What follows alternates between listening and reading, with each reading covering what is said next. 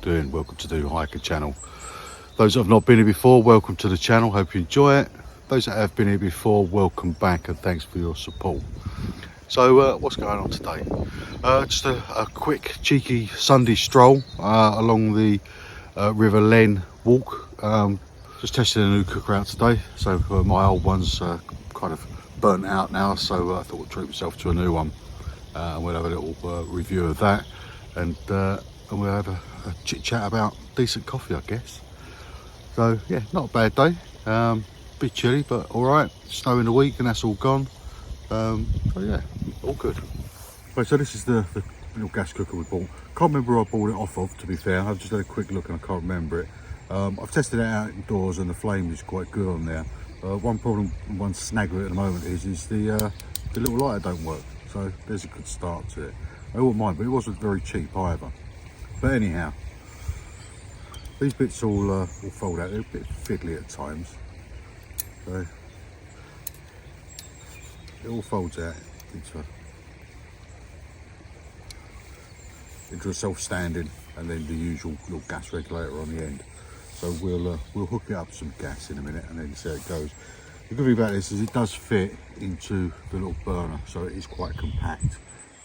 So yeah, so we'll have a crack in a second. So it just fits on a regular gas bottle.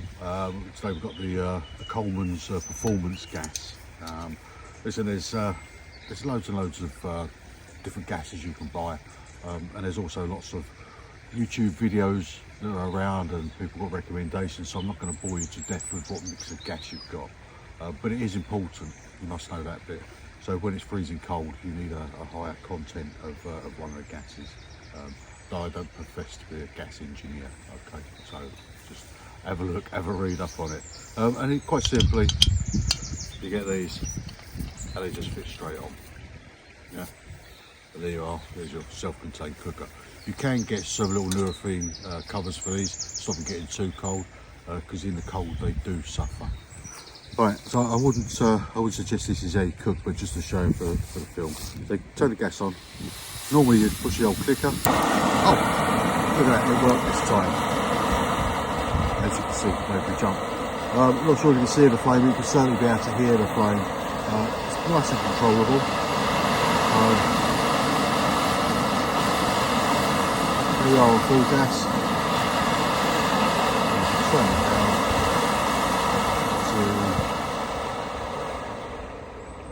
to a nice low gas.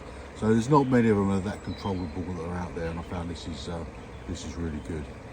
So right, time to get a brew on, I guess.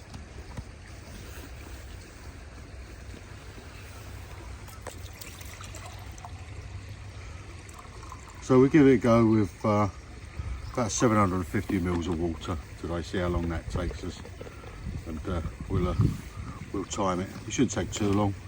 By gas is more controllable and a bit easier than some of the other methods we've used. So alcohol's all right. The little gel packs are really good. These are all single dancing, at least if you've got the gas and you're out cooking as well, which we was going to do today, but decided not to. But make sure your cooker's nice and level. See if I can frighten the living daylights out of myself again. So always check to see where your little igniter is. Let's try it. That's a bit better. Gas on low. There she goes. So about a medium flame. Just pop the boilie on there. Right, so what we do like when we're out is a decent cup of coffee. You can buy tubes of coffee, you can put coffee in a container. There's some wicked Nespresso things out there that you can use. But what I found just recently is I've trialled loads and loads of different ones of these, but I seem to have found these. They're not that expensive, about £3 for a box of 10 if you look for one offer. So yeah, coffee bags. These are absolutely beautiful. Got this from one of the supermarkets. Again, as always, we purchased them, they're not given to us or anything like that, but you can see by the colour, you'll see when you go in the store what brand that is.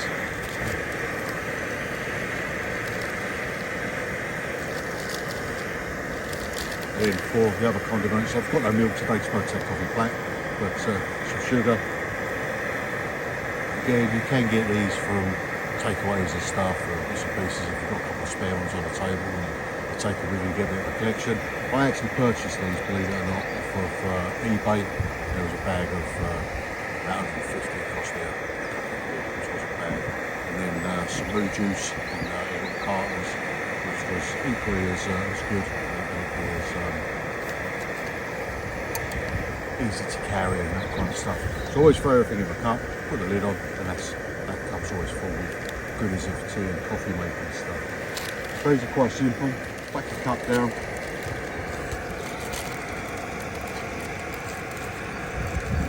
The other thing with these is it smells absolutely beautiful. You'll have a good cup of coffee.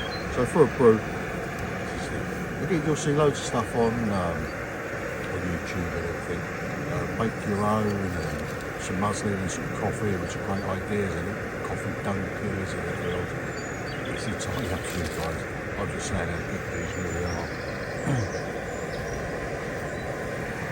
Not sure if they're made from recycled material or anything like that. I'll have to look that up because that is something that So we are probably only about 3 or 4 minutes into boiling up. Look quite carefully, you can see she's starting to steam already.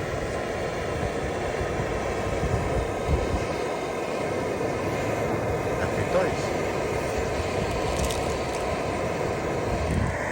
Oh, so there she blows. I would say that's boiling. So turn your gas off, and then the coffee pot will stand to for a minute. And then we'll get sorted.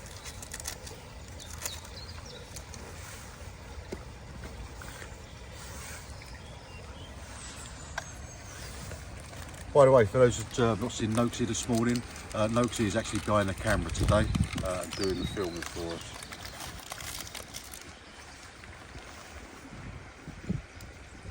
Alright, bit of water. And with these coffee bags, you just leave them for a couple of minutes in there.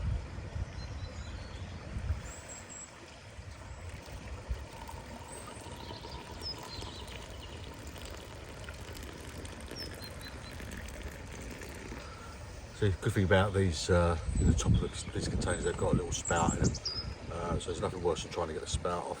But this is kind of like a cheaper version of one of the old jet. Just looking, I think we've had a bit of an issue with this one. I think it's broken on the bottom. That's not through this. I think that's through something else that's happened. So I might have to do a bit of a repair job on that. But hey ho. Right, we'll leave it a couple of minutes. Let's pop the drone up, shall we? Let's get Dave out and show you where we are.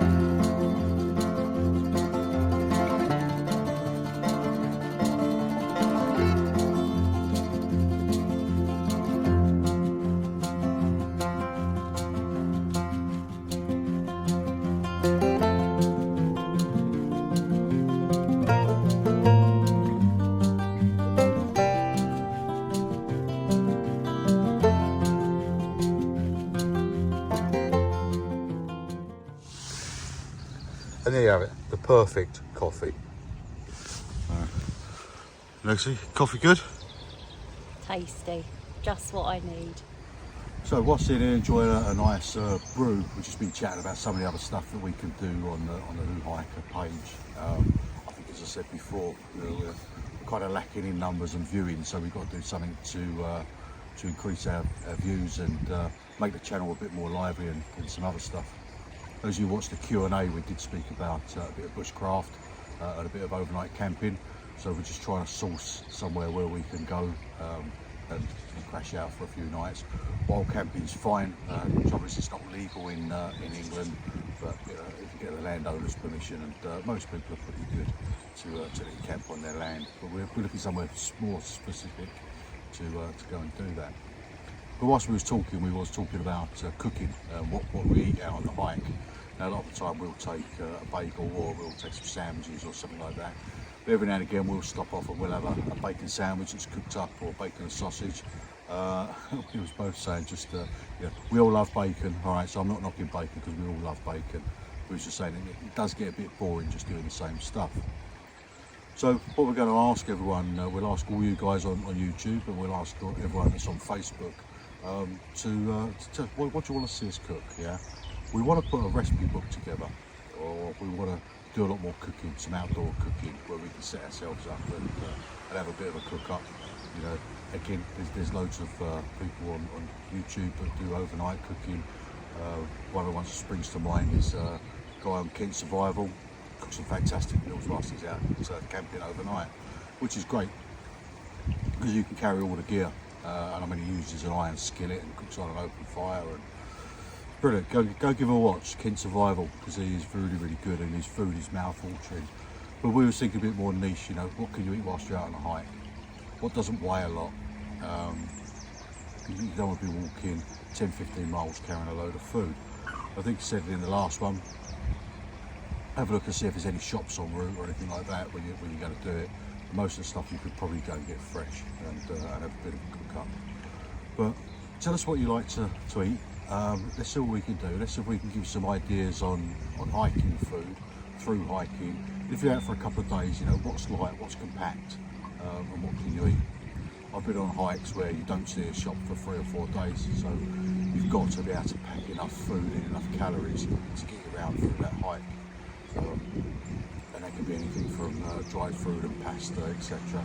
And I do dehydrate quite a bit of my own food now, which has been testing to say the least. Anything from meals to jerky and fruit. It's great fun, but it's difficult. But anyhow, save me waffling. Send us in what you like to eat. If you've got any decent recipes, ping them over to I'll put the email address down here again. It's whohikers@gmail.com. Ping us over what you fancy.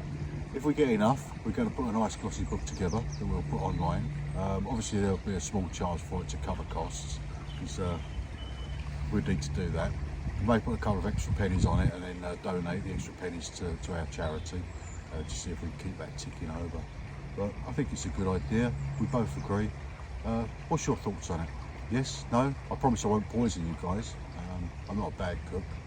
I can survive, but you know. And even once the spring comes and there's food available on the towpath or out in the woods or stuff, you know, we'll collect some of that and we'll cook some of that up. Let us know your thoughts. And so it may help increase our community and our channel. Well, as you can see, a bit of a different setting at the moment. Put my hands up, I forgot to do the ending last time. So excited about what we've done and where we've been. Yeah, I just plain forgot. So I'll wrap this video up now, and then I'm going to do a couple more videos in a minute to get out next week. So apologies that the video wasn't out on Thursday. This is the first opportunity I've had since last week to finish and do the end of it. Now, before I do go, I got to thinking during the week. We was talking about, if you could hear me over the gas stove, so I apologise about that as well. We was talking about different gases and a different mix of gas. So you get butane and you get propane. and that's the mix you generally get, 70-30 or whatever it is. So with butane, it's less toxic than propane, and it gives you around 12% more energy, but its boiling point is 0, which means it can't really operate that well in cold temperatures. So when it gets to about 5 degrees, if you've got pure butane, it does struggle. I think I said on the last part of the video that you can get some little Nurofen covers to put on them to keep them a bit warmer. I don't know, loads of us suffer when we're out with the cold weather and trying to get a decent flame from them. Anyhow, butane is a better value for money, but if you're camping in cold weather, butane's not really the choice of gas you should take. Whereas propane is a lot lighter and it has a higher pressure and a lot lower boiling point than butane. And the higher pressure means that butane burns hotter, and it also reduces the cooking times. But it does perform better in lower temperatures. So the higher the propane content, the colder you can get whilst it works. But butane propane mixes that are out there, they're pretty good. But like I say, when it starts getting a bit cold, they do struggle. So you get these mountain ones and a whole host of stuff where it's got a higher propane content. But anyway, so I'm no gas scientist. I'm sure someone will correct me if I'm wrong.